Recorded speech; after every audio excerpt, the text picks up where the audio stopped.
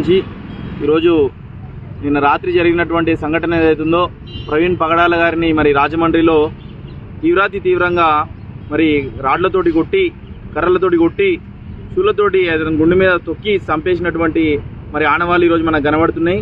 కానీ ఈరోజు రాజ్యం కానీ, కొంతమంది మతోన్మాద శక్తులు కానీ, కొంతమంది మీడియా కానీ దాన్ని ఒక యాక్సిడెంట్గా చిత్రీకరిస్తున్నారు.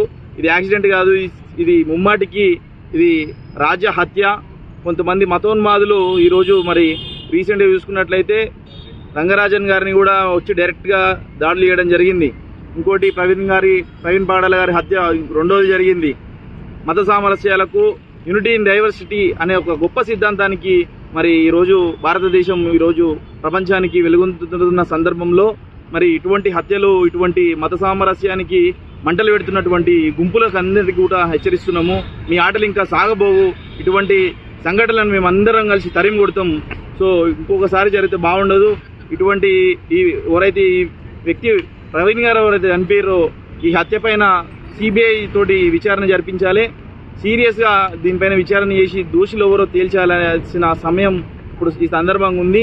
లేని ఎడల మేము ఉస్మానియా యూనివర్సిటీ విద్యార్థులు మేము ఊకోము. ప్రవీణ్ గారు మీ కుటుంబానికి కానీ, మీకు కానీ మీ హత్యకు నివాళులర్పించే మీకు న్యాయం జరిగేంత వరకు మేము పోరాటం చేస్తామని చెప్పి కూడా నేను సందర్భంగా తెలియజేస్తున్నాను. Thank you.